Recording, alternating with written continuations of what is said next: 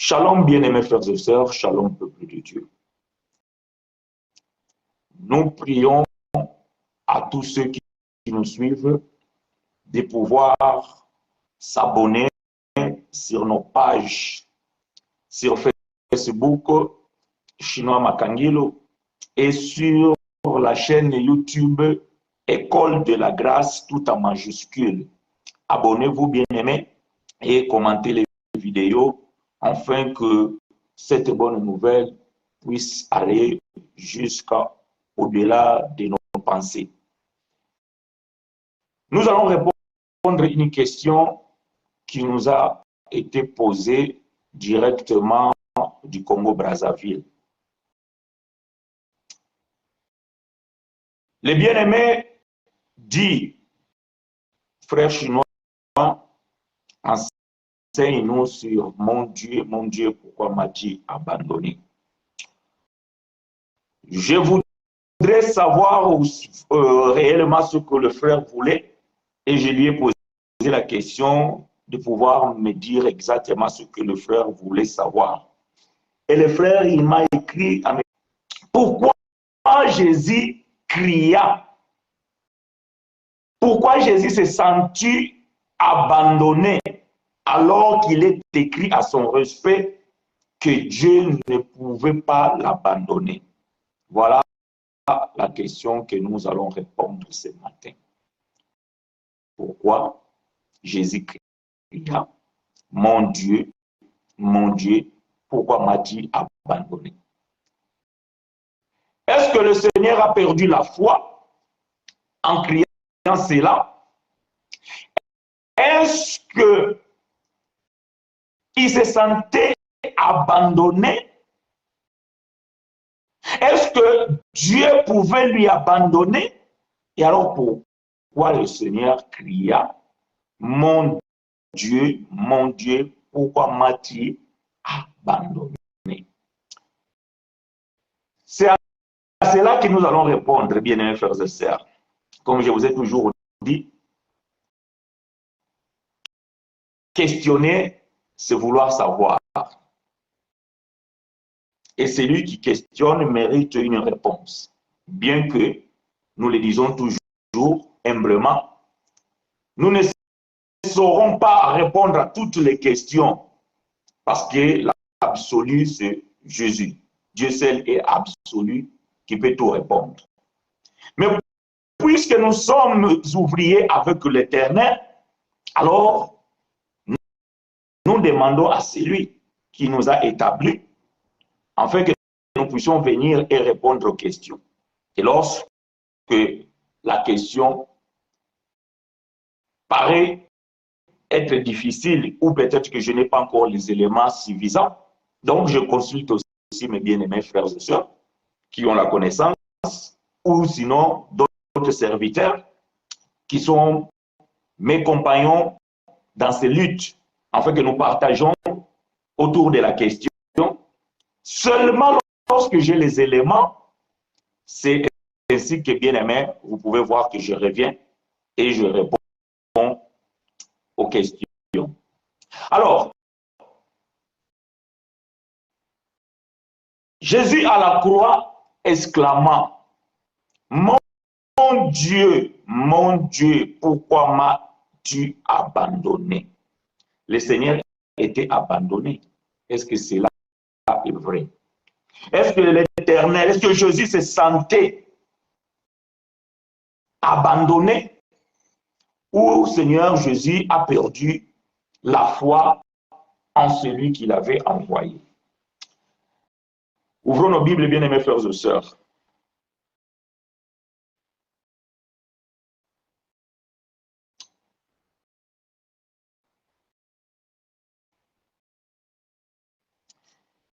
Nous sommes dans le livre de Matthieu, chapitre 27. Matthieu, chapitre 27, dans son verset 46e. Livre de bien-aimé frère Matthieu, les collecteurs des impôts, dans son livre biologique et historique, dans son chapitre 27 et au verset 46. Matthieu, chapitre 25, verset 46. Aidez-moi à écrire ces choses. Et je vais lire pour vous et avec vous. J'ai lu la parole. Et vers la 9e heure, Jésus s'écria d'une voix forte, Eli, Eli, lama sabachthani. C'est-à-dire, mon Dieu, pourquoi m'as-tu abandonné? Donc, bien aimé, nous comprenons que la question, elle est tirée directement de ce verset.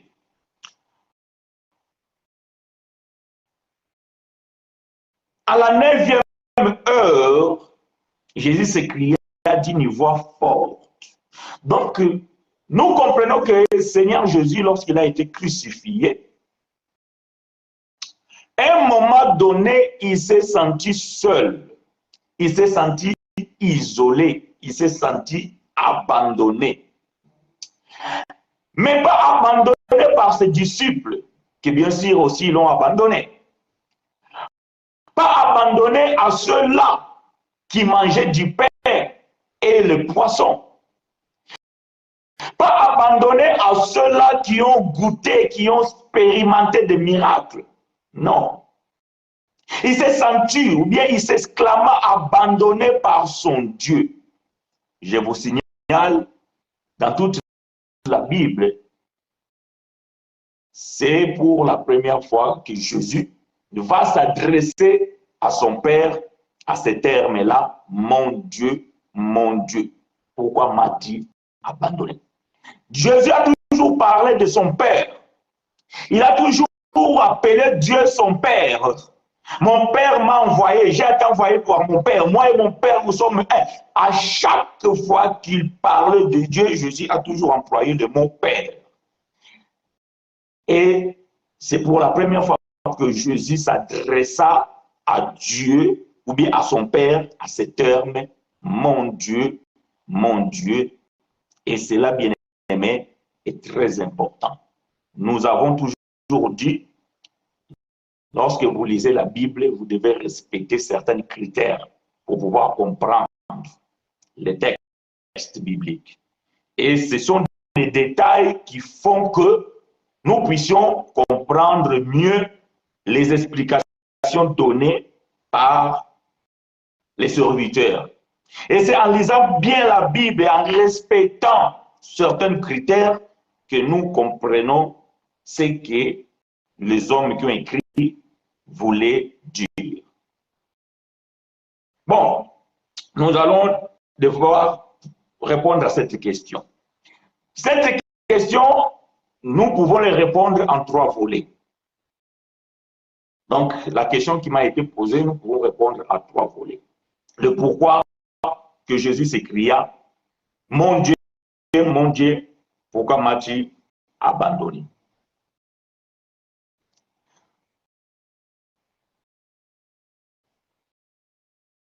Le premier volet que nous allons répondre, bien aimé, c'est que Jésus devait accomplir tout ce qui est écrit à son sujet. Tout ce qui est écrit à son sujet. Alors, dans le livre de Matthieu, chapitre 5, verset 17, la Bible déclare, « Je ne suis pas venu abolir la loi, mais je suis venu l'accomplir. » Nous avons déjà enseigné ces choses. Lorsque la Bible dit accomplir, ou bien lorsque la Bible, le frère Matthieu dit, ou bien lorsque Jésus lui-même dit qu'il est venu accomplir toute la loi, ça veut dire que Jésus est venu faire ce que la loi dit à son sujet. Et lorsque nous parlons de la loi englobe les trois composants de la Tanakh. Ça veut dire la Torah, les Nevi'im et les Ketuvim. Donc la loi, les psaumes et les prophètes. Parce que tous les prophètes ont prophétisé sous la loi. Et personne ne pouvait prophétiser en dehors de la loi.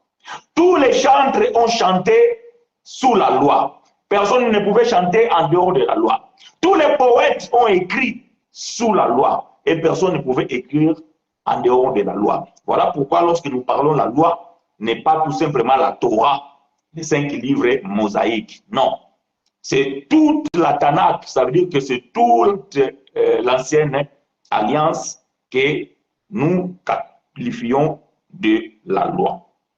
Alors, Luc chapitre 24, donc le bien-aimé frère Luc, les médecins, dans son premier ouvrage, Luc chapitre 24, verset 44, il va dire ceci.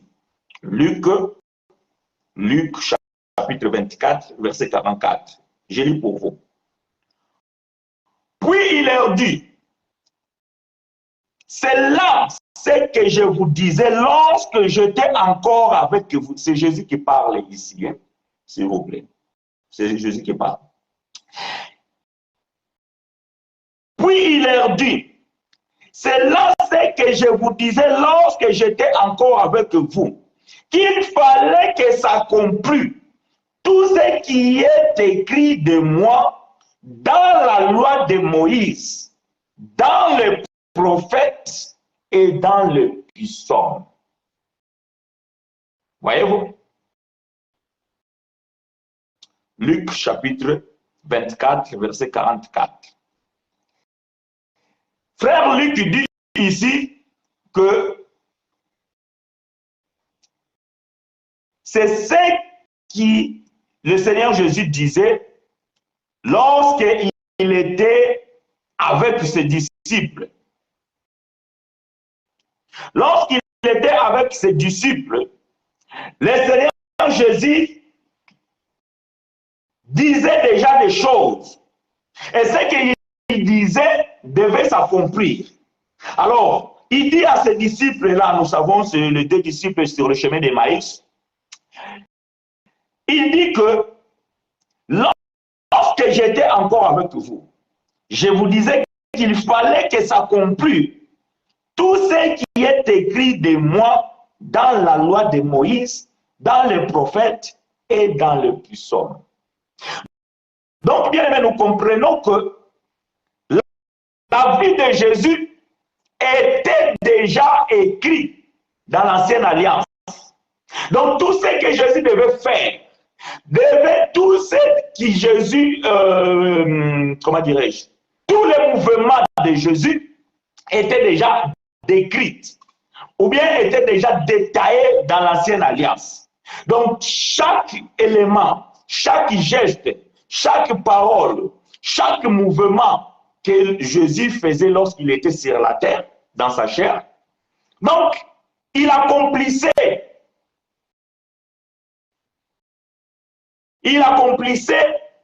ce qui était déjà écrit. Alors, nous comprenons que lorsque Jésus va à la croix, ce qui se passe là, c'est aussi l'accomplissement de ce qui était déjà écrit. Alors, vous allez comprendre que, bien aimé, tous les prophètes qui ont prophétisé à ce sujet, ils étaient des chrétiens. Bon, quelqu'un va dire, mais non, les chrétiens, dans l'ancienne alliance, il n'y avait pas de chrétiens. Si, tous les prophètes qui ont prophétisé à ce sujet étaient des chrétiens. Être chrétien, bien aimé, c'est tout simplement avoir l'esprit de Christ en toi. Lorsque vous avez l'esprit de Christ en vous, donc vous êtes chrétien. Donc vous êtes comme Christ. Donc vous êtes petit Christ, si vous voulez, même si je n'aime pas ce terme-là. Donc nous comprenons que les prophètes étaient des chrétiens. Le mot Christ veut dire tout simplement oint. Donc ils étaient des oints.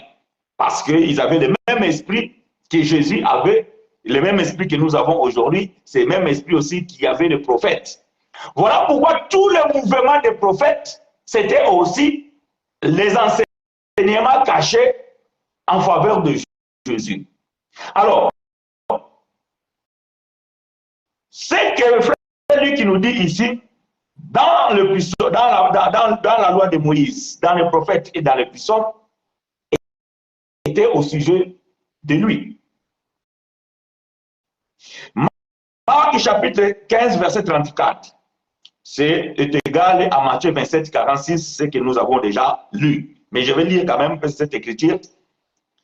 Et à la 9e heure, Jésus s'écria d'une voix forte, Eloi, Eloi, lama sabachthani, ce qui signifie mon Dieu, pourquoi m'as-tu abandonné?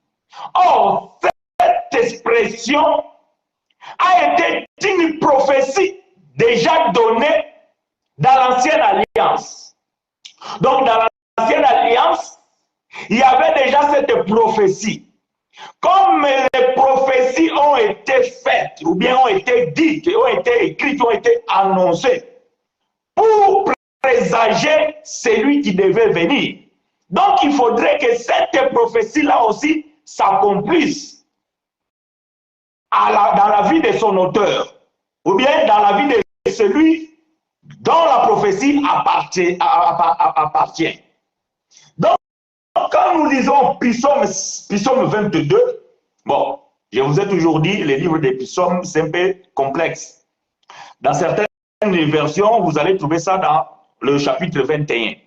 Dans ma version, lui, second, c'est chapitre 22. Voilà pourquoi, si vous constatez, lorsque vous lisez Psaume, si je donne un verset dans le Psaume que vous ne trouvez pas, il faut chercher soit dans le verset avant ou après, ou dans le chapitre avant ou chapitre après. Voilà. Psaume 22, chapitre 1, ou Psaume 21, chapitre 1, verset 1. Donc, Psaume 22, verset 1, ou Psaume 21, verset 1, selon la version dont chacun de nous a. Donc, je vais chercher cela. Psaume 22, je prends 8 secondes. Il est écrit.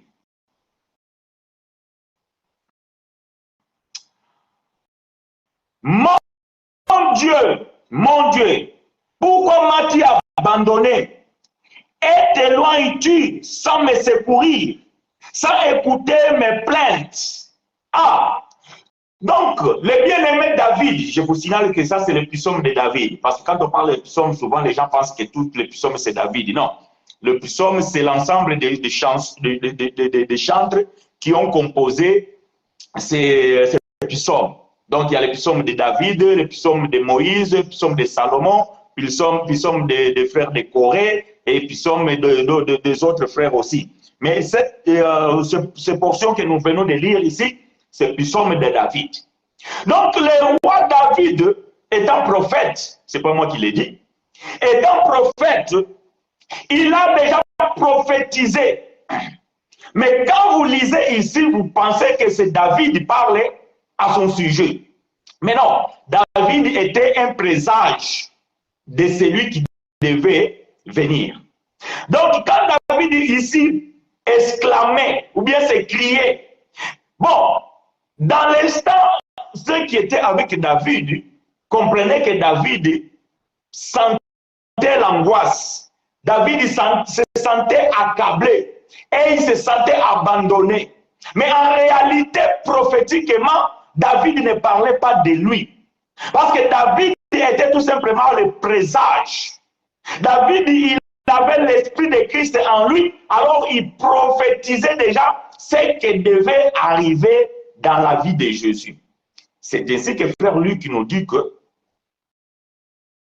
ce qui est écrit dans la loi de Moïse, dans le prophète et les psaumes, c'est au respect de lui, ou bien de Jésus. Donc, ce que David disait ici, c'était au respect de Jésus de Nazareth. David cria, mon Dieu, pourquoi m'as-tu abandonné? Et t'éloignes-tu sans me secourir, sans écouter mes plaintes? Voyez-vous ce que David criait? Or, David, étant prophète, comme je viens de dire, il prophétisait déjà de ce qui devait arriver. Lorsque Jésus est venu, puisqu'il est venu accomplir la loi, les prophètes et les psaumes, donc nous devions retrouver cette prophétie dans la vie du Seigneur Jésus. Voilà pourquoi lui, il va crier lorsqu'il a été crucifié, lors de sa crucifixion, Seigneur Jésus, à la 9e heure, il va se crier d'une voix forte. Eloi, Eli, lama sabachthani, c'est que, donc bon, ça, c'est en araméen. Hein? Bon, dans d'autres versions, on dit qu'en hébreu. Peu importe. La Bible donne l'interprétation, c'est ce qui est très important. L'interprétation de ce que Jésus s'exclama, c'est-à-dire, mon Dieu, pourquoi m'as-tu abandonné? Donc, nous comprenons déjà que Jésus, en s'écriant à la croix, il accomplissait une écriture qui était à son sujet. Voyez-vous? Et vous allez comprendre que, bien aimé, lors de cette crucifixion, Jésus va parler, ou bien Jésus va exclamer, ou bien va faire beaucoup de choses qui vont à l'accomplissement que les prophètes avaient déjà dit, ou avaient déjà prédit, ou présagé. Voilà pourquoi j'ai dit que la vie d'un prophète était aussi un présage. Lorsque vous lisez que la mort d'un prophète dans la Bible, c'est la mort de Jésus. Lorsque vous lisez la naissance d'un prophète dans la Bible, c'est la naissance. Lorsque vous lisez les miracles faits par un prophète dans la Bible, c'est le miracle de Jésus. Donc, les prophètes étaient des chrétiens. Jean chapitre 19, nous allons tout simplement soutenir ce que nous sommes en train de dire. Jean chapitre 19, verset 23 à 24. Je lis pour vous et avec vous.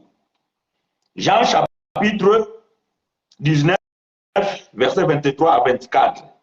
Je lis pour vous. Les soldats, après avoir crucifié Jésus, prirent ses vêtements et ils en firent 4 parts. Une part pour chaque soldat. Ils prirent aussi sa tunique, qui était sans couture, d'un seul tissu depuis le haut jusqu'en bas, et ils dirent entre eux, ne la déchirons pas, mais tirons au sort à qui elle sera. Cela arriva, afin que s'accomplisse cette parole de l'Écriture. Ils se sont partagés mes vêtements, et ils ont tiré au sort ma tunique. Voilà ce que firent les soldats. J'aime ça. Voyez-vous, frère Jean dit ici que, verset 24, ne la déchirons pas, mais tirons au sort à qui elle sera. Cela arriva afin que s'accomplisse cette parole de l'Écriture. Ah!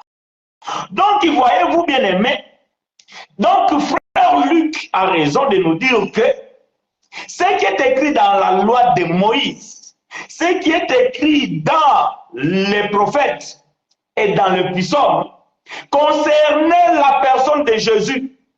Et ici, frère Jean dit que lorsque les soldats, après avoir crucifié Jésus, prirent les vêtements et ils en firent 4 parts. Une part pour chaque soldat, ils prirent aussi sa tunique qui était sans couture d'un seul tissu depuis le haut jusqu'en bas et ils dirent entre eux. Ça, je vais fermer ça, je vais pas l'ouvrir. Mais on a déjà enseigné ces choses sur la tunique sans couture. Donc, vous savez qu'est-ce que cela veut dire. Si vous ne savez pas, appelez-moi, je vais vous envoyer cet enseignement-là. Vous allez comprendre. Ben, donc, s'il y a des questions, vous pouvez poser des questions, mais je ferme cette parenthèse. Verset 24. Ne la déchirons pas, mais tirons au sort à qui elle sera. Cela arriva afin que s'accomplisse cette parole de l'Écriture. Ils se sont partagés mes vêtements et ils ont tiré au sort ma tunique. Voilà ce que firent les soldats. Mais où se trouve cette écriture que le frère Jean nous dit ici devait s'accomplir? Or, je vous ai dit que Eli lama sabachthani, mon Dieu, pourquoi m'as-tu abandonné? C'était l'accomplissement de Psaume 22, chapitre 22, verset 1, ou chapitre 21, verset 1, selon la version de votre Bible.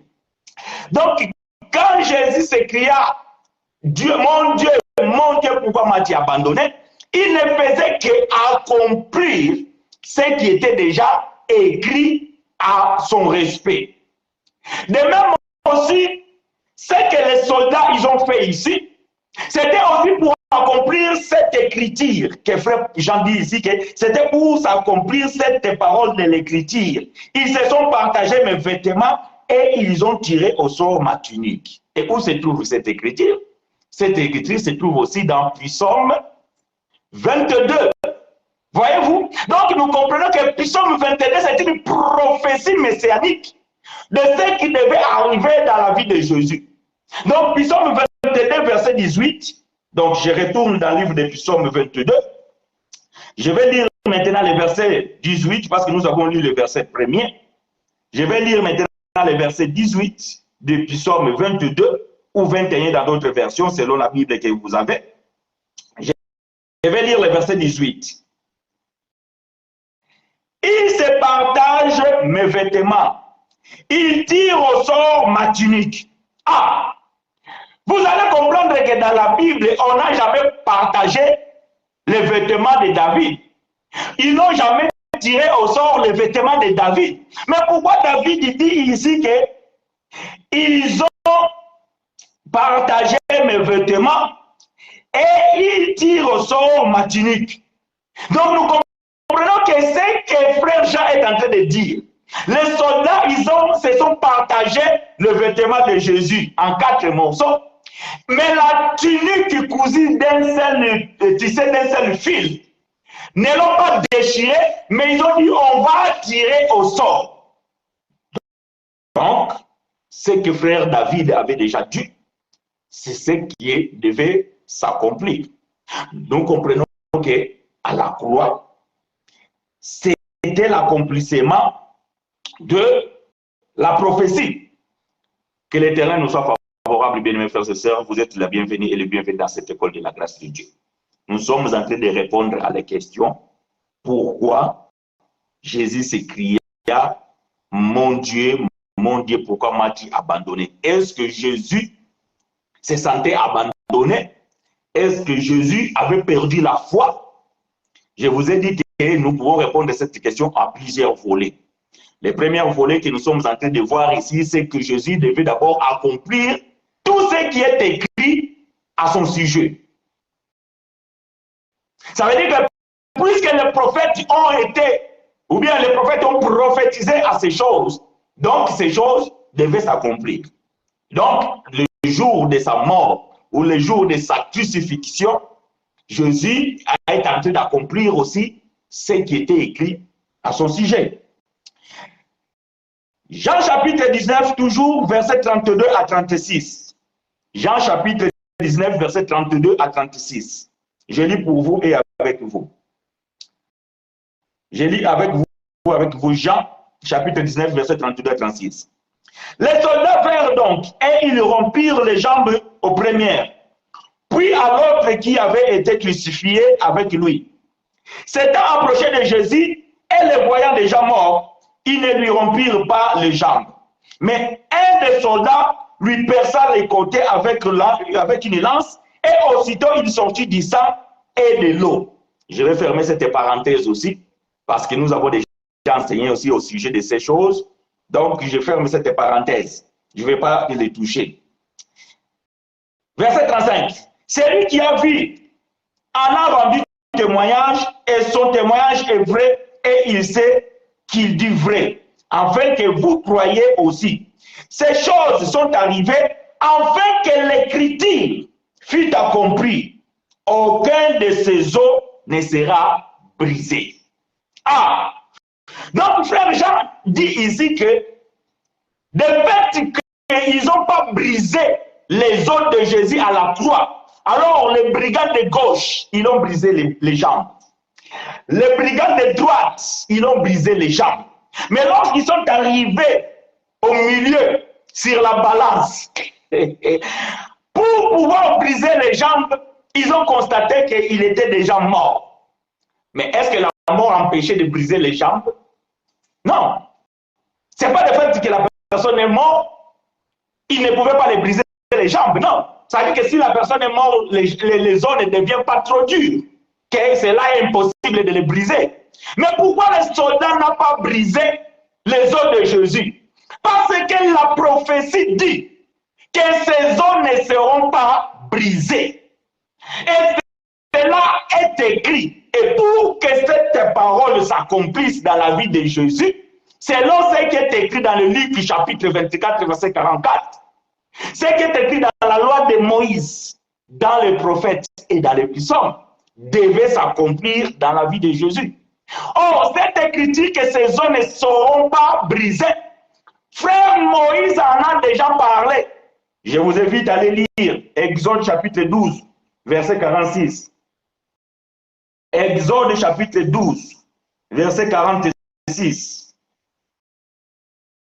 Exode 12, verset 46. Moïse dit ceci: on ne la mangera que dans la maison. Vous n'emporterez point de la chair hors de la maison, et vous ne briserez aucun os. Ah! L'agneau! J'aime ces choses. Lorsque Moïse va dire au peuple d'Israël, prêtez-vous parce que ce soir vous allez sortir.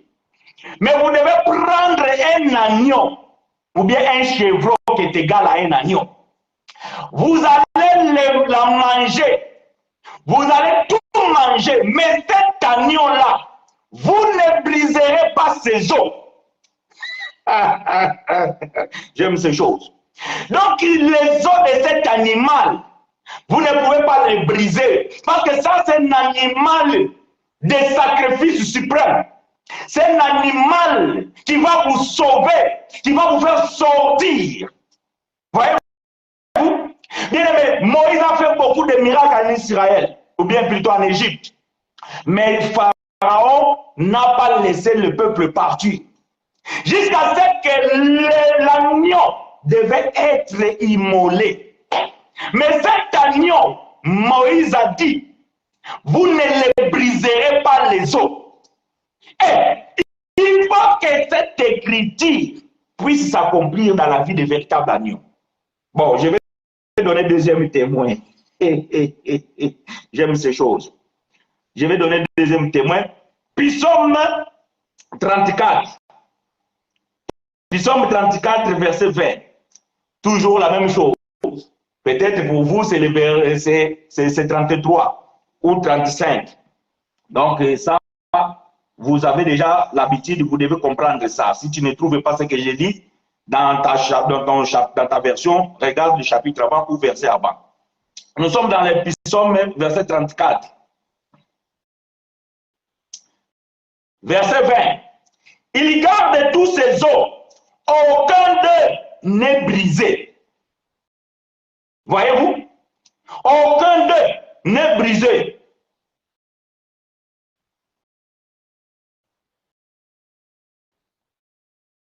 Le malheur atteint souvent les justes, mais l'Éternel en délivre. Il garde tous ses os, aucun d'eux n'est brisé. Donc le voleur les soldats qui étaient devant la croix de Jésus, ils ne pouvaient pas les briser les os, parce que cette parole devait s'accomplir. Donc nous comprenons que Luc dit que ce qui a été écrit dans la loi de Moïse, dans les prophètes et dans les psaumes, c'est au respect de Jésus.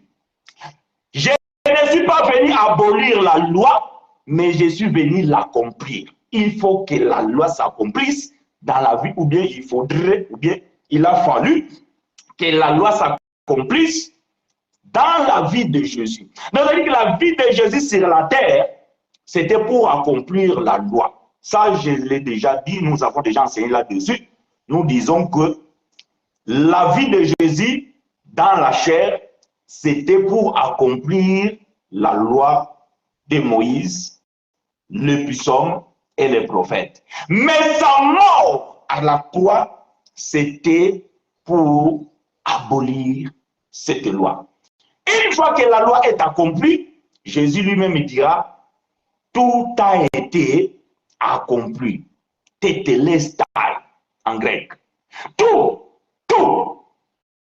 a été accompli. C'est-à-dire que lorsque Jésus est en train d'exclamer cette expression sur la croix, ça veut dire tout ce qui est écrit à son sujet dans la loi, dans les prophètes et dans les psaumes était accompli. C'est-à-dire que lorsque vous voyez la vie de Jésus, et si vous regardez bien la vie de Jésus, vous allez voir que ces choses ont été déjà dites. Une fois, j'ai parlé avec un frère qui est aux Arabes Unis, et je lui ai dit, frère, quand vous lisez la Bible attentivement, vous allez comprendre ces choses, et ces choses sont merveilleuses. Les Juifs vont poser la question à Jésus. Toi, lorsqu'il a chassé les gens au temple, ils ont dit, quel est le miracle qu'il va faire pour nous convaincre? Jésus va dire que ce peuple ingrat, vous allez vivre le miracle du prophète Jonas. Et quel était le miracle du prophète Jonas? Le prophète Jonas, pendant 3 jours, il était dans le ventre de poisson. Or, la vie d'un prophète, c'est présage pour les choses à venir. Bon, je vais donner l'écriture. Si je ne donne pas, vous me les rappelez, frère, sinon tu n'as pas donné l'écriture. Je vais donner l'écriture. La vie d'un prophète présage. C'est toute une prophétie. Parce que le frère Jonas était aussi un chrétien. Donc la vie de Jonas, c'était l'ombre de la vie de Jésus. Donc les 3 jours que Jonas a fait dans le ventre du poisson, et le 3e jour, le poisson devait vomir. Jésus dit que voilà, vous allez vivre le miracle du prophète Jonas. Et Jésus va mourir. Il va rentrer dans le ventre du poisson, ça veut dire le ventre de la terre. Et après les 3 jours, la terre doit le vomir. Donc il devait accomplir ce qu'était la vie du prophète Jonas. Voyez-vous? Vous allez comprendre que la Bible dit que c'est lui qui va bâtir ma maison. Ce n'est pas toi, David, mais c'est ton fils. Et lorsque David est mort, David avait beaucoup de fils. Il avait même des fils nés avec des femmes légitimes.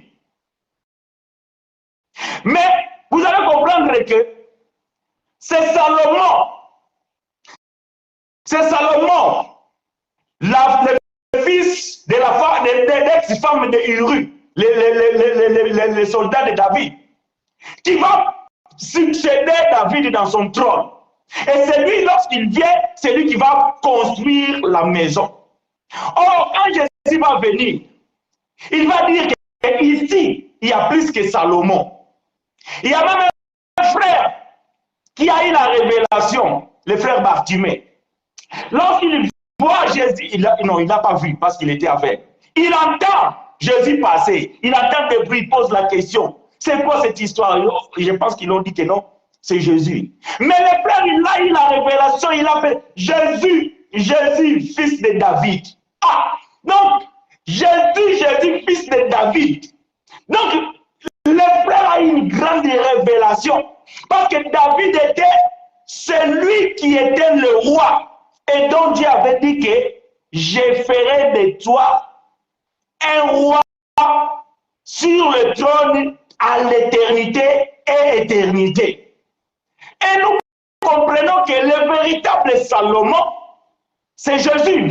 Voilà pourquoi Bartimée va appeler Jésus, fils de David. Et quand Jésus vient, et tant que lui qui doit construire la maison de Dieu, il va dire quoi? Détruisez-moi ces temples, et sur le 3e jour, je les bâtirai.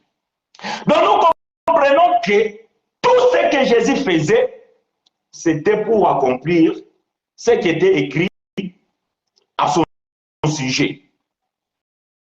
Donc, vous comprenez que l'accomplissement de ces choses, bien aimé, était tout simplement pour confirmer ce que les Écritures ont révélé. Est-ce que vous comprenez ces choses? Bon. Nous sommes en train de répondre pourquoi Jésus a crié mon Dieu, pourquoi m'as-tu abandonné? Je vous avais affiché la question sur ma page Facebook. Les frères, il dit, il est écrit que Dieu n'abandonne pas. Dieu ne pouvait pas abandonner Jésus. Oui, Dieu ne pouvait pas abandonner Jésus.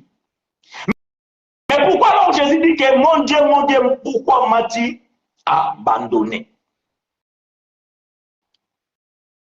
Quand la Bible dit que Dieu ne pouvait pas abandonner son fils, c'est que la Bible dit que Dieu ne pouvait pas abandonner son fils dans la sépulture, ou bien en enfer, ou bien dans Hadès, ou bien dans Sheol, peu importe la langue que vous voulez, parce que là-dessus aussi, il y a tellement de débats, mais je ne rentre pas dans cette polémique. Mais Dieu ne pouvait pas abandonner Jésus dans la mort, dans le trou, dans l'obscurité.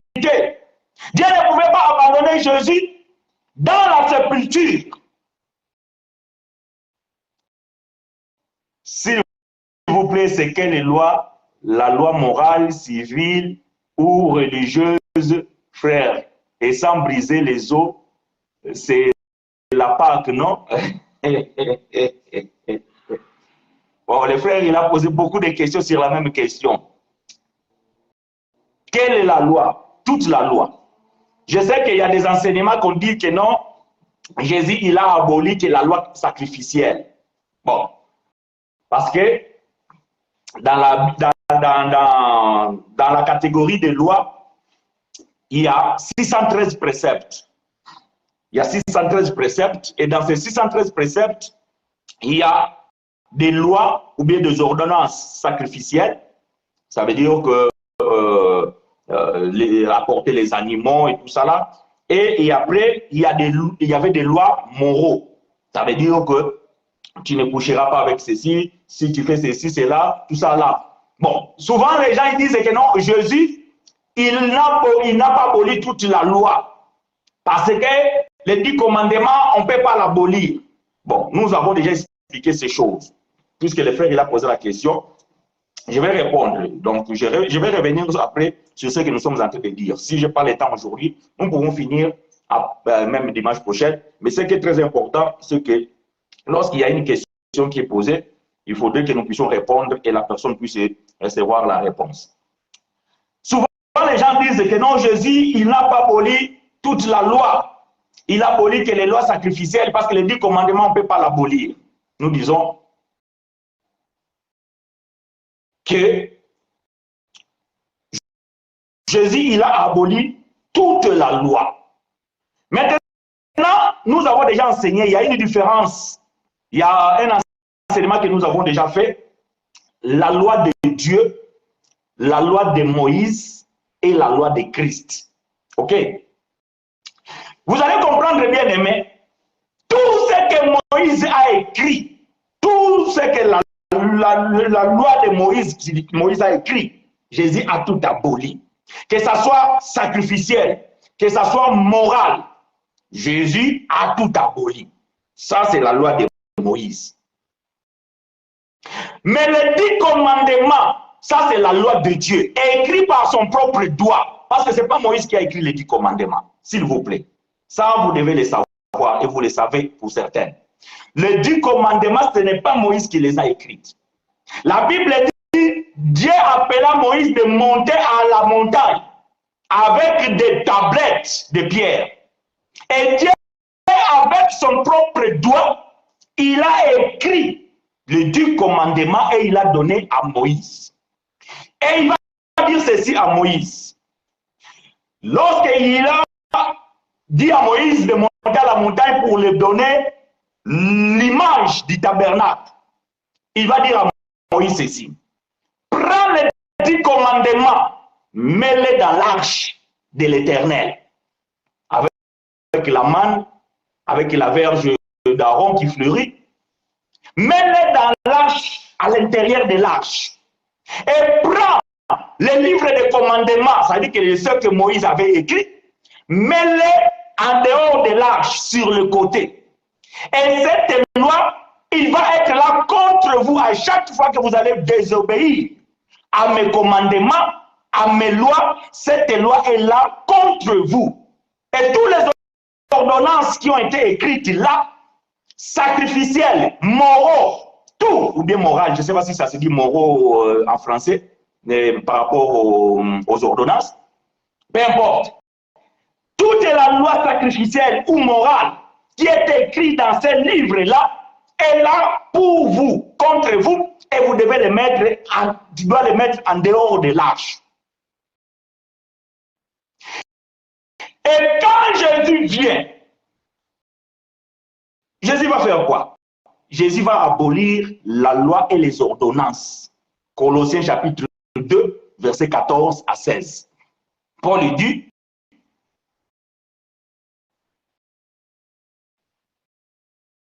il a détruit. Bon, je vais pas paraphraser. Je vais prendre cette écriture. Comme ça, je ne vais pas paraphraser pour ne pas... Colossiens chapitre 2, verset 14. Ok. Il a effacé l'acte dont les ordonnances nous condamnaient et qui subsistait contre nous. Et il a détruit en les clouant à la croix. Il a dépouillé les dominations et les autorités et les livré publiquement en spectacle et en triomphant sur d'elle à la croix. Que personne donc ne vous juge au sujet de manger ou de boire ou au sujet d'une fête, d'une nouvelle ligne ou des sabbats. Verset 16 et 17. C'était l'ombre des choses à venir, mais le corps est en Christ. Donc Paul ici ne dit pas de lois sacrificielles. Même les fêtes. Paul dit même les fêtes. Même la nouvelle ligne. Qu'est-ce qu'il y avait la ligne avec le sacrifice? Rien. Mais Paul dit que tout ça là, Christ les a effacés. Non, ceux qui disent que non, Jésus il a juste aboli les lois sacrificielles. Aujourd'hui, on ne peut plus amener les animaux dans les assemblées pour les sacrifier parce que Jésus les a abolis. Mais nous devons respecter la dîme. Nous devons respecter ceci. Nous devons... Frères, vous devez aussi respecter cette loi qui dit que si on attrape une sœur d'un flagrant délit d'adultère, vous l'amenez dans l'assemblée, vous la lapidez avec des pierres. C'est aussi écrit dans la Bible, non? C'est une loi morale. Puisque Jésus n'a pas effacé les lois morales. Vous devez prendre cette sœur et les lapider. La Bible dit que c'est aussi une loi morale. La loi de Livera. Ça veut dire que si ton frère meurt sans donner à sa femme des enfants, toi, étant que frère, tant que son grand frère ou bien petit frère, tu dois prendre ta belle-sœur et lui donner des enfants, pas pour toi, mais pour ton frère. C'était aussi une loi morale. Pourquoi vous ne les gardez pas? Ça aussi, vous devez les pratiquer dans vos assemblées. C'est une loi morale, puisque Jésus ne l'a pas effacée. Ah non, frère. Voyez-vous, ce que les gens n'ont pas la révélation de ces choses. Ok. Donc, Jésus a effacé toute la loi de Moïse. Maintenant, les 10 commandements, Jésus ne les a pas effacés. Ça, c'est clair. Jésus ne les a pas effacés. Mais les 10 commandements, Paul va résumer à une seule loi. Paul dit que l'amour, la loi de Christ, c'est l'amour. Et Paul dit que tous les 10 commandements se résument à une seule loi, l'amour.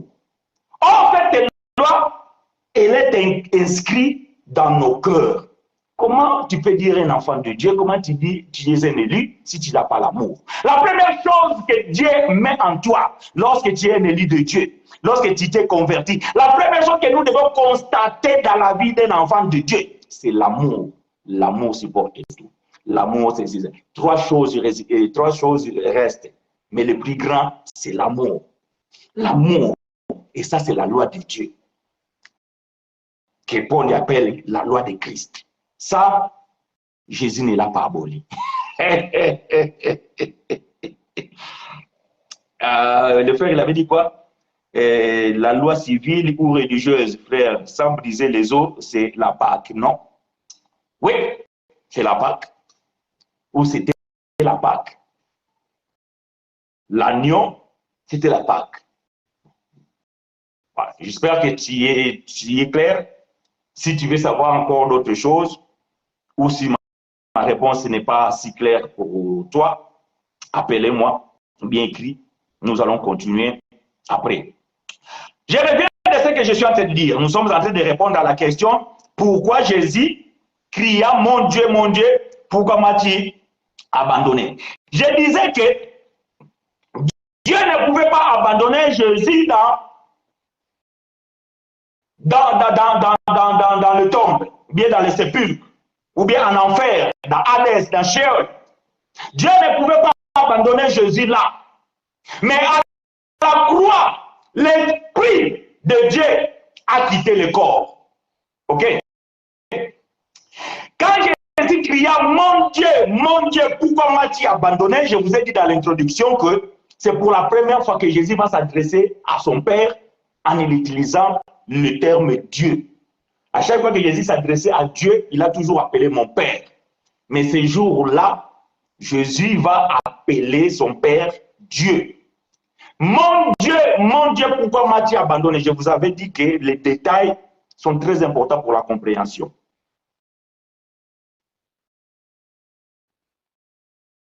Est-ce que peut-on fêter la Pâque comme on le fait?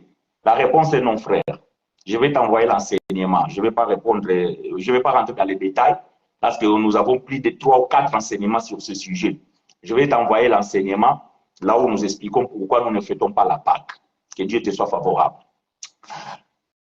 Voyez-vous donc, bien aimé, quand Jésus s'écria, mon Dieu, pourquoi m'as-tu abandonné? Ça veut dire que c'est l'esprit qui s'est séparé du corps. Parce que, bien aimé, l'esprit ne meurt pas. Ok? L'esprit ne meurt pas. Vous devez savoir, bien aimé, nous sommes des esprits dans un corps. Ok? Quand Dieu nous a élus dans l'éternité, il a élu l'esprit, mon esprit, l'esprit qui est à moi. Il n'a pas élu mon corps. Et cet esprit, il rentre dans le temps, il doit revêtir le corps que vous connaissez là. Quand vous me voyez comme ça, donc vous voyez ça, c'est frère chinois. Parce que j'ai ma physionomie et cela peut vous faire comprendre que c'est moi. Ce corps ici-là, c'est pas le véritable moi. Parce que les jours que je vais mourir, dis-leur que l'Éternel va couper le souffle, tac, l'esprit va quitter. L'esprit va quitter. Et le corps, vous allez l'enterrer pour accomplir la prophétie. Et l'esprit retourne vers le Père, d'où il est sorti. Ce qui se passe avec Jésus, c'est la même chose. Jean chapitre 4, verset 24 dit que Dieu est esprit. Donc maintenant, prenez le mot esprit, remplacez dans l'écrit de Jésus. Mon esprit, pourquoi m'as-tu abandonné? Oui, parce que lorsque le corps meurt, l'esprit doit quitter. Bon, quelqu'un va dire, oui, mes frères, il semblerait que l'esprit a quitté avant que Jésus meure. Non. Jésus sentait que l'esprit est en train de quitter. Vous savez, il y a des gens parfois, il est malade et il se sent qu'il va partir. Et il vous fait des promesses. Il vous dit, si c'est un homme, il dit à sa femme, prends soin des enfants. Je sais que je ne serai plus là, mais sachez que Dieu va toujours veiller sur toi et sur les enfants et tout, courage et tout. Et après, il lâche. Et oui. Et dès qu'il finit, et lorsqu'il cède, le souffle se coupe, l'esprit s'en va. La personne, il comprend que non, l'esprit qui est en lui veut partir. Et lorsque l'esprit sort, tu meurs. Les souffles coupent. Et Jésus voyait que l'esprit abandonnait le corps. Et c'est une évidence.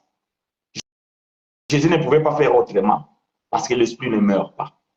Et la seule moyen dont l'esprit peut quitter le corps, c'est la mort. Voilà pourquoi nous disons que tous ceux qui sont des enfants de Dieu, ils ont le Saint-Esprit, ils ne peuvent pas perdre le Saint-Esprit. Et le Saint-Esprit ne peut pas nous quitter. Parce que le Saint-Esprit, il est lié à notre esprit.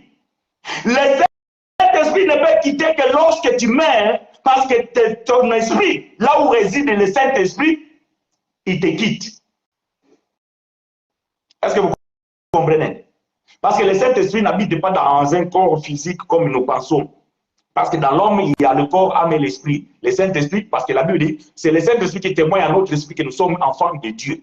Donc, le Saint-Esprit, il ne communique qu'avec l'esprit. Il ne communique pas avec ton corps, ni avec ton âme. Donc, quand ton corps meurt, ton esprit te quitte. Et c'est alors que le Saint-Esprit va. Voilà pourquoi nous disons l'autre fois que non, nous ne pouvons pas invoquer le Saint-Esprit parce qu'il est à nous. Mais il peut s'endormir, entre guillemets. Il faut comprendre les termes. Quand on dit qu'il peut s'endormir, ça veut dire qu'il peut rester inactif. Il peut s'attrister. Parce que tu ne marches pas selon l'esprit, tu marches selon ta chair. Alors Jésus, il voit la séparation avec son Père. Et son Père, c'est Dieu. Si vous lisez au commencement des livres historiques, Matthieu, Luc et tout ça là, vous allez comprendre que la sœur Marie n'a pas eu relation avec le frère Joseph, mais elle était tombée enceinte. Et la Bible dit c'est par la vertu du Saint-Esprit. Or, on ne peut pas former un homme que par des chromosomes. Donc, c'est les chromosomes X et Y qui forment un enfant. Qui a fécondé la sœur Marie? C'est l'Esprit de Dieu. Donc, la génétique de Jésus, parce que moi j'ai la génétique de mes parents, ma mère et mon père, je porte leur gène. Et Jésus portait la génétique de qui? De son Père, qui est l'Esprit, parce que Dieu est Esprit. En toi, tu as ton esprit. Et quel était l'esprit de Jésus? C'était l'esprit de Dieu. Voilà pourquoi nous disons qu'il est Dieu. J'ai bien dit, il est Dieu. Je ne dis pas qu'il était Dieu, il est Dieu. Parce que Jésus, le corps, était le Fils de Dieu. Ah, ça. Jésus, le corps, était le Fils de Dieu. Donc, bien aimé, vous allez comprendre que Dieu, ou bien l'esprit, va se séparer de son corps parce que le corps doit mourir. Et c'est corps qui meurt. Il se sépare de l'esprit. Je ne sais pas si je me fais comprendre ce que je suis en train d'expliquer ici. Je répète, la seule manière dont l'esprit quitte le corps, c'est par la mort. Dans notre dispensation, lorsque tu meurs, l'esprit te quitte. Et le corps, que tu sois brûlé, que tu meurs dans un accident d'avion, que nous ne voit pas ton corps, que tu meurs dans l'océan, bouffé par les requins ou les baleines, ça n'a aucune importance. Ça n'a aucune importance. Mais ton esprit, il nécessite, comment dire, bon, je vais parler moi. Intouchable, je vais dire. Ni la mer, ni l'accident d'avion, le feu, ni je ne sais pas qui ne peut pas la saisir. Il doit partir, inde, tout droit, il retourne vers le Père. Pour un élu, je parle, parce que si tu es dans la famille de Judas, tu vas disparaître comme la fumée, comme dit l'Épître. Tu vas disparaître comme la fumée. Tu vas évaporer. Les esprits qui retournent, c'est les esprits des élus, les enfants de Dieu. Parce que Dieu est le Père des esprits. Donc, Jésus en mourant, Dieu va enlever son esprit. Mais vous allez comprendre que Dieu ne peut pas abandonner. Je vais donner une écriture. Nous allons lire ensemble. C'est Frère Pierre qui va expliquer ces choses. Et c'est que frère Pierre, il va expliquer. Il va épouiller. Bon, on va commencer par les frères. On va commencer par les psalmistes. Les psalmistes, il va dire quoi? Psaume 16. Psaume chapitre 16, verset 8 à 11. Je vais courir parce que l'heure me fait défaut.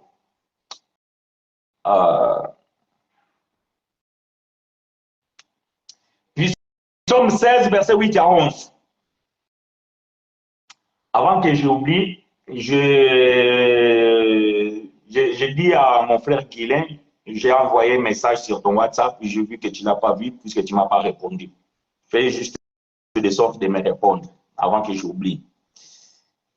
Je vais lire Psaume chapitre 16, verset 8 à 11. Psaume 16, 8 à 11. J'ai constamment l'Éternel sous mes yeux. Quand il est à ma droite, je ne chancelle pas. Aussi mon cœur est dans la joie, mon esprit dans l'allégresse. Et mon corps repose en sécurité, car tu ne livreras pas mon âme au séjour des morts. Tu ne permettras pas que ton bien-aimé voie la corruption. Tu me feras connaître les sentiers de la vie.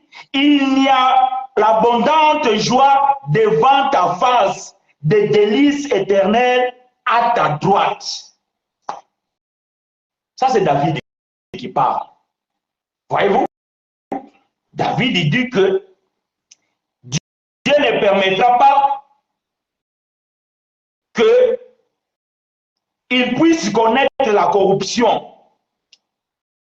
ni son corps ou bien son âme demeurer dans le séjour des morts. Il ne fera connaître les sentiers de la vie et il fera de sorte qu'il soit à la droite de Dieu. Est-ce que David il se trouve dans la droite de Dieu? Non. Est-ce que le corps de David n'a pas connu la corruption? Si. Connaître la corruption ici, ça veut dire que c'est rester dans la tombe, rester dans le sépulcre. Est-ce que le corps de David n'a pas été resté dans le séjour des morts? Si. Alors, David il parle de qui ici? Ah, David étant chrétien, il prophétisait parce que la vie de David, c'est un présage. Maintenant, quand frère Pierre va prêcher, le jour de la Pentecôte, il va expliquer cette portion que nous venons de lire. Alors nous allons trouver la prédication de frère Pierre dans le livre des Actes des Apôtres au chapitre 2. Voyez-vous, quand nous prêchons, je vais ouvrir Exode et je vais expliquer les choses. Souvent, les pasteurs, quand ils prêchent le plan de la Bible, ils vont ouvrir Israël devant la mer Rouge. Moïse a ouvert la mer et l'Israël, ils ont passé. Bien-aimé, aujourd'hui, tu vas traverser la mer Rouge. Et la mer Rouge, c'est le problème. Derrière, il y a les pharaons. Mais les disciples, mais les apôtres, quand ils ouvraient la Torah, les prophètes et les psaumes, c'était pour expliquer quoi? Parce que frère Pierre, il va prendre cette portion ici, il ne va pas dire que nos frères, nous n'allons pas rester dans la tombe, parce que Dieu l'a dit que non, mon corps ne connaissait pas la corruption, non. Frère Pierre, il a dit que non, c'est que David a dit, il parlait de quelqu'un. C'est comme ça que nous prêchons. C'est pour ça que nous disons que bien aimé, quand vous touchez la loi, quand vous touchez les psaumes, c'est que vous devez nous ramener cet homme dont frère Luc, il a dit que c'est à son sujet qui est écrit dans la loi, dans le psaume et dans les prophètes. Alors, écoutons la prédication de frère Pierre. Actes des apôtres chapitre 2. Actes des apôtres chapitre 2. Nous allons commencer par les versets 25 jusqu'au verset 35. Frère Pierre va prêcher psaume 16. C'est ici que frère Pierre fait comprendre que Dieu n'a pas abandonné Jésus. Voyez-vous? Je suis toujours en train de répondre à cette question. Donc, Dieu n'a pas abandonné Jésus. Est-ce qu'il y a une contradiction? Non. Je vous ai déjà expliqué pourquoi Jésus a crié que mon Dieu, pourquoi m'as-tu abandonné? Mais Pierre donne la révélation que c'était une parabole. Dieu n'a jamais abandonné Jésus. Alors, la prédication de frère Paul dans Actes des Apôtres, chapitre 2, verset 25 à 35. Car David dit de lui, tu vois, Pierre commence à expliquer que, car David dit de lui qui? Lui Jésus. Je voyais constamment les seigneurs devant moi. Donc, psaume 16, verset 8, j'ai constamment éternel sous mes yeux. Donc, Paul, c'est juste le langage, Pierre plutôt, juste le langage. Pierre dit, car, parce que bon, la version, nous lisons la version 8 secondes, mais Pierre, il lisait la Tanakh, la Bible des Hébreux. Car David dit de lui, je voyais constamment le Seigneur devant moi, parce qu'il est à ma droite, afin que je ne sois point ébranlé. Aussi mon cœur est dans la joie, et ma langue dans l'allégresse. Et même ma chair repose avec espérance, car tu n'abandonneras pas mon âme dans le séjour de mort, et tu ne permettras pas que ton sein voie la corruption. Tu m'as fait connaître les sentiers de la vie, tu me rempliras de joie par ta présence.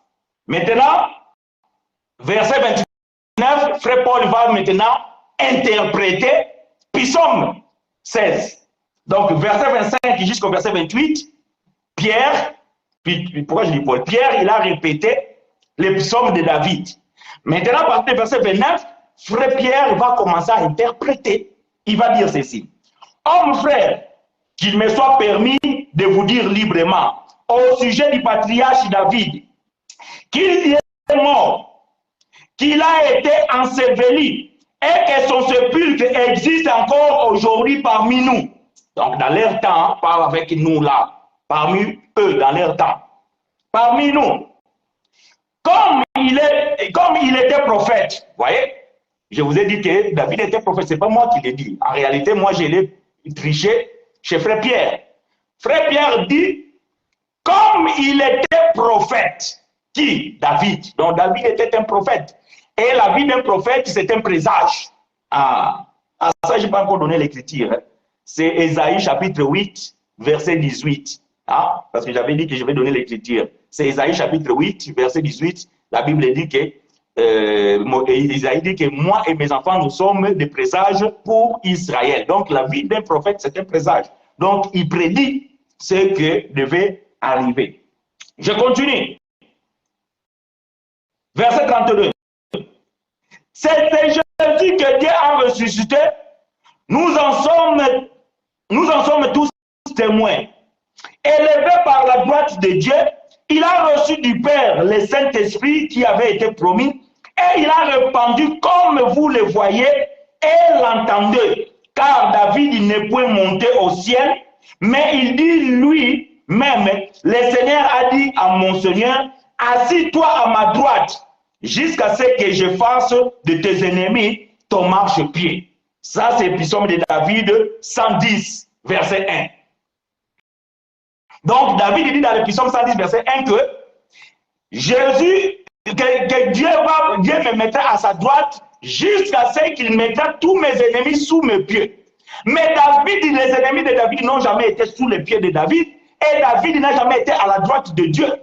Donc, quand David disait ces choses, il présageait la vie de Jésus qui ne devait pas être abandonné dans le séjour de mort. Donc, Dieu ne pouvait pas abandonner Jésus et connaître la corruption.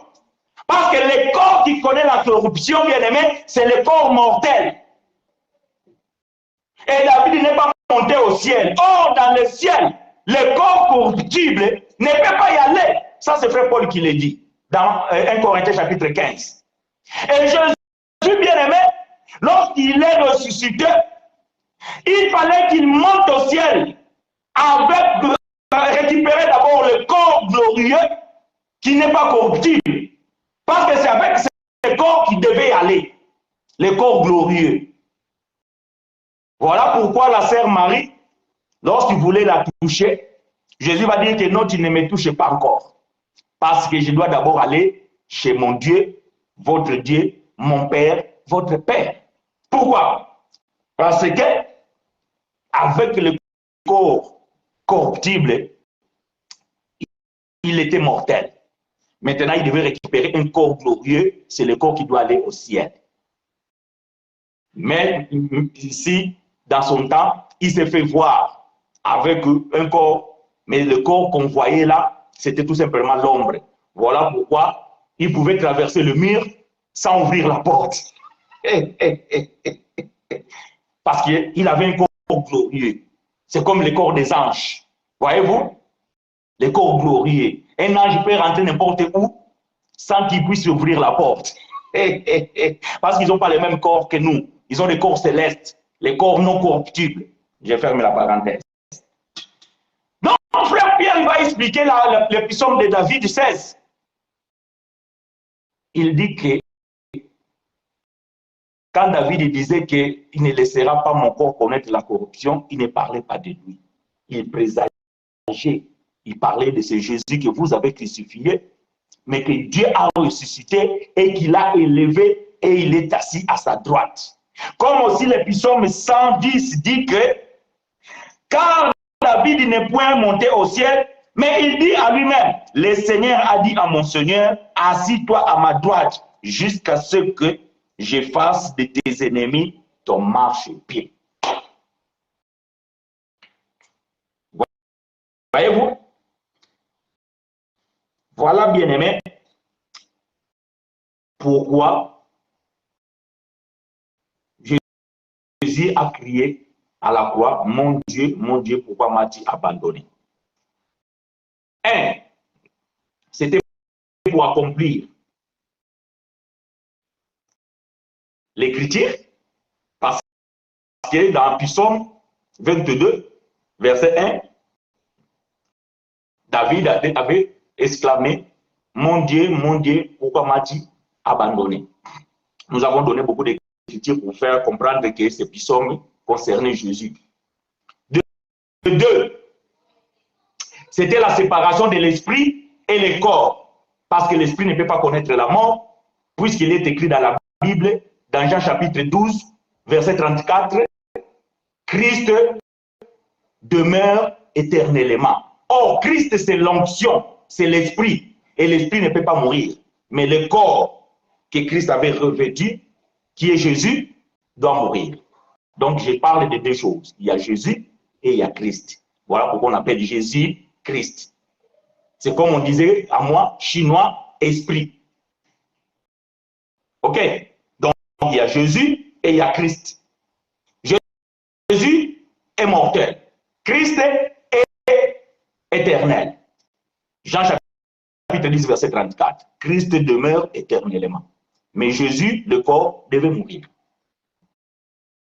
Pasteur, Christ est monté au ciel avec son corps. Alors, le corps que Christ avait ici-bas était un corps incorruptible. Que l'Éternel te soit favorable, ma sœur, et mon épouse. Je viens de dire et je viens d'expliquer cette portion de ta question. Je vais répéter. J'ai dit ceci. Attends, je vais donner l'écriture. Jean chapitre 20. Jean chapitre 20.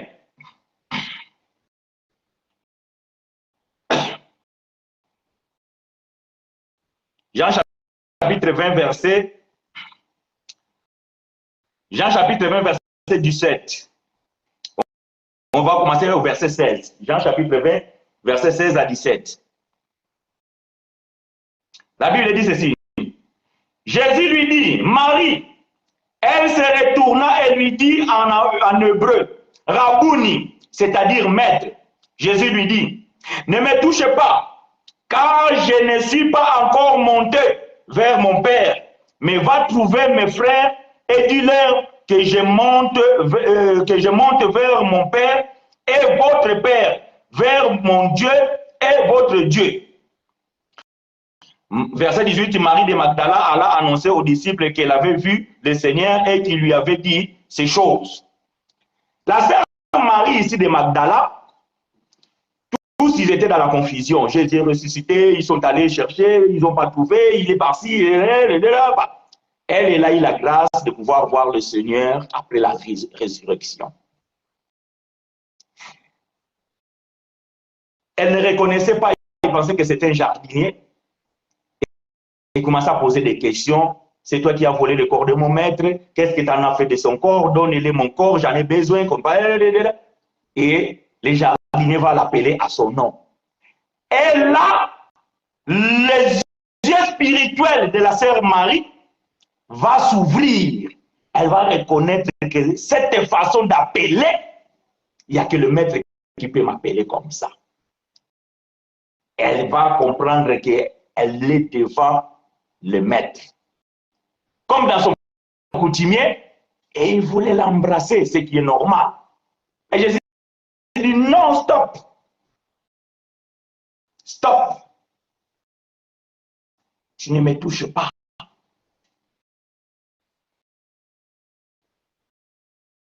Parce que je ne suis pas encore monté vers mon Père.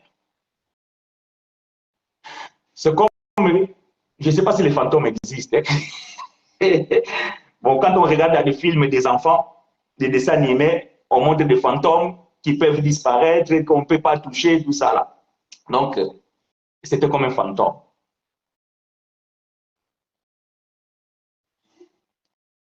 Et lorsque Jésus est monté, la sœur est allée dire à ses disciples. Et Jésus, lorsqu'il va revenir sur terre, il va avoir le corps glorieux. Voilà pourquoi le psaume que nous venons de lire, David avait dit que tu m'as amené au ciel. Donc Jésus est monté au ciel. Et là au ciel, bien aimé, il n'y a que le corps glorieux qui peut rentrer. Et lorsque Jésus est revenu, il n'avait pas un corps comme les autres. Les disciples, ils étaient revenus, porte fermée, Jésus est à part. Chose qu'il n'a jamais fait lorsqu'il était avec eux. Jésus, il est rentré. Parce que c'est un corps angélique, hein, le corps céleste. Maintenant, ce corps-là, c'est ce que Jésus a gardé pendant 40 jours. Parce que la Bible dit, après la résurrection, 40 jours avant l'ascension. Donc avant que Jésus monte, avec son corps glorieux. Bon, les disciples voyaient le corps physique. Parce que ça s'appelle incarnation. Voyez-vous? Quand Dieu, qui est esprit, vient sur la terre, il doit revêtir un corps. Ok? Vous pouvez lire Genèse chapitre 20. Non, Genèse chapitre 18, je pense. Vous allez voir, Abraham, il était assis vers midi. La Bible dit, 3 hommes passaient devant chez lui. Ils étaient des anges. Mais Abraham a vu les hommes avec un corps.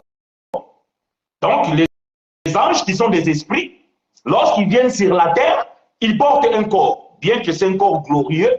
Mais pour se faire voir aux hommes, ils portent un corps semblable aux hommes. Et la Bible dit, parmi ces 3 anges, il y avait Dieu. Est-ce qu'un homme peut-il voir Dieu et continuer à vivre? Non. Mais la Bible dit, parmi ces 3 anges, il y avait, le 3e était Dieu. Quand Dieu prend une nature physique, vous pouvez le voir. Vous pouvez la voir. Et dans la Bible, vous allez voir, il y a beaucoup de démonstrations de ce genre, que Dieu se manifesta dans un corps humain. Mais le corps qu'ils avaient, il y avait la capacité de voyager des kilomètres en seconde. Là où ils étaient, ils ont laissé Dieu avec Abraham, de suite, ils sont apparus à Sodome et Gomorrhe. Parce qu'ils avaient un corps angélique. Ou bien un esprit angélique dans un corps humain. Et lorsque cet esprit est sur ce corps, le corps n'est qu'un wagon qu'on les fait faire ce corps. Et c'est le corps que Jésus avait pris. Et après, quand Jésus est monté, et cette apparition de ce corps est disparue dans la nuée. Donc, on peut toucher et voir le corps incorruptible. Oui. Mais cette expérience n'est pas donnée à tout le monde. Ce n'est pas donné à tout le monde. Sachez que le corps incorruptible, c'est dans quel sens? Qu'est-ce qu'on appelle incorruptible? Parce que souvent, le mot français ou bien les mots dans la Bible nous font défaut. C'est-à-dire que ce qu'on appelle incorruptible, c'est quelque chose qui ne meurt plus. Donc la corruption qu'on parle ici, c'est la mort. Hein? Donc ce n'est pas la corruption d'aller corrompre un juge et lui payer l'argent pour qu'il te donne, je ne sais pas, une justice. Ce n'est pas la corruption qu'on va voir un professeur, qu'on va donner l'argent pour nous donner les diplômes. Non, ce n'est pas de cette corruption qu'on parle ici. La corruption qu'on parle ici, c'est la mortalité. Bon, je vais donner l'écriture. Je vais donner l'écriture. Parce que quand quelqu'un meurt et il ressuscite pour éternité, il n'a pas le même corps. OK? Je parle bien. Ce n'est pas que à Lazare. Lazare, quand il est mort, il est ressuscité, il avait toujours le corps corruptible. Voilà pourquoi Lazare devait mourir encore. Mais je parle quand quelqu'un meurt et il ressuscite pour l'éternité, il n'a pas le même corps. Il ne revient pas avec le même corps. Parce que pour aller à l'éternité, on ne peut pas aller avec le corps corruptible. Donc, le corps mortel. OK, on revêt un corps éternel. Je vais quand même donner l'écriture. Je suis dans 1 Corinthiens chapitre 15. 1 Corinthiens chapitre 15. Souffrez avec moi, je vais chercher rapidement le verset. 1 Corinthiens chapitre 15, à partir du verset 42. Voilà, nous allons lire verset 42 jusqu'au verset 44. OK, c'est ça. 1 Corinthiens chapitre 15, verset 42 à 44. Je lis pour vous et avec vous. Ainsi en est-il de la résurrection des morts. Le corps est semé corruptible, il ressuscite incorruptible. Il est semé méprisable, il ressuscite glorieux. Il est semé infirme, il ressuscite plein de force. Il est semé corps animal, il ressuscite corps spirituel. S'il y a un corps animal, il y a aussi un corps spirituel. Voilà. Donc, ce corps n'est pas donné à n'importe qui. Ça veut dire que lorsque tu meurs et tu ressuscites pour l'éternité, bon, je ne sais pas si Dieu peut le faire. Donc, franchement, ça, je parle selon moi. Je ne sais pas dans la Bible et tout ça, là, donc ne me posez pas les questions, frère, donnez-moi l'écriture. Non, je parle selon moi. À part Jésus, je ne sais pas si c'est un homme de cette terre peut ressusciter pour l'éternité et venir visiter les hommes. Je ne sais pas. Donc, j'ai bien dit que je ne sais pas. Peut-être qu'il est possible. Mais Dieu ne m'a pas encore donné cette connaissance. Je n'ai pas encore lu une écriture qui peut me soutenir là-dessus. Je parle bien mourir et ressusciter pour l'éternité. Je ne parle pas de quelqu'un qui est mort, après il est revenu à la vie. Ça, dans la Bible, on en a beaucoup d'exemples. Mais ces gens-là, ils ont encore connu la mort et cette fois-là, le corps est disparu, enterré ou je ne sais pas quoi là. Je parle de la résurrection pour l'éternité. Jusqu'alors, il n'y a que le Seigneur Jésus qui a connu cette résurrection et qui est revenu sur la terre. Apportant le corps glorieux. Un corps qui ne peut plus mourir. Donc un corps qui ne peut plus être corrompu. OK? Donc la corruption, c'est ça. Ça veut dire que la corruption, c'est un corps qui ne peut pas mourir et être enterré. C'est pas Donc, il est dit, c'est ce que nous venons de lire dans le Psaume chapitre 16 et dans la prédication de frère Pierre. Il dit que David a connu la corruption. Mais ce que David disait que Dieu ne permettra pas que son corps connaisse la corruption, c'était à propos de Jésus. Donc, le corps de David a été enterré et resté dans la terre. C'est ça qu'on appelle la corruption. La corruption, ce n'est pas corrompre dans le terme, c'est que nous pensons que non, corrompre pour acheter quelque chose, corrompre, c'est que non. La corruption qu'on parle ici, c'est la mortalité. Voilà pourquoi Frère Paul dit que le corps là, vous le semez, corruptible, mais dans la résurrection, elle doit ressusciter incorruptible. C'est un corps glorieux. Et ce corps glorieux peut prendre de différentes formes. Si vous lisez un peu plus avant, Frère Paul va dire quoi? Il y a plusieurs corps. Il y a les corps célestes, il y a les étoiles, il y a le soleil, il y a la lune. Donc, Dieu va donner à chaque corps selon son propre désir. Donc, Dieu peut faire de ce corps glorieux, je ne sais pas quoi. Là-dessus, j'en suis convaincu. Parce que je parle avec les Écritures. Frère Paul nous fait comprendre que Dieu peut donner ce corps-là plusieurs natures. Bon. J'espère que j'ai été assez clair. Mais, vous le savez, vous continuez à nous appeler, à poser vos questions. Et nous allons vous répondre si Dieu nous fait grâce. Je salue ce bien-aimé là à partir de Congo-Brazzaville qui nous a posé la question. J'espère qu'il va nous suivre parce qu'il nous suit sur YouTube. Et j'ai fait aussi un appel à vous tous qui nous suivez. Si vous n'êtes pas encore abonnés à notre canal YouTube École de la Grâce tout en majuscule, faites-le parce que, mine de rien, bien-aimé, nous sommes écoutés par tout le monde. Nous sommes écoutés par tout le monde et nous sommes écoutés partout dans le monde aussi. Et vous qui partagez nos vidéos, vraiment que l'Éternel vous soit favorable. Vous faites un grand travail, peut-être que vous ne rendez pas compte. Mais je sais une chose, que mon Dieu ne vous laissera pas ainsi sans recevoir quelque chose de sa part pour ce que vous faites. Frère Paul, il a dit, moi j'ai semé, Apollos il a arrosé. De même aussi quand Frère Chinois sème, ton partage de cette vidéo, c'est l'arrosage. Et c'est ainsi que la semence va croître et que nous verrons beaucoup de fruits. Que l'Éternel nous soit favorable. Bien-aimés, nos frères et sœurs, j'espère que je n'ai pas oublié la question de quelqu'un, parce que parfois, il y a des questions qui défilent que je ne vois pas. Mais si c'est le cas, je vais revoir après la vidéo. S'il y a des questions, je vais répondre.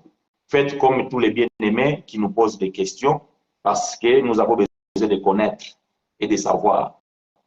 Et nous faisons l'effort, bien-aimés, de pouvoir vous servir. Si vous avez posé une question et que vous avez vu que Frère Chinois n'a pas encore répondu, ne vous en faites pas, ce n'est pas que vous êtes oublié. Non, c'est que Frère Chinois ne connaît pas tout. Donc, j'ai aussi besoin de me ressourcer. J'ai aussi besoin de consulter l'Éternel. J'ai aussi besoin de faire des recherches.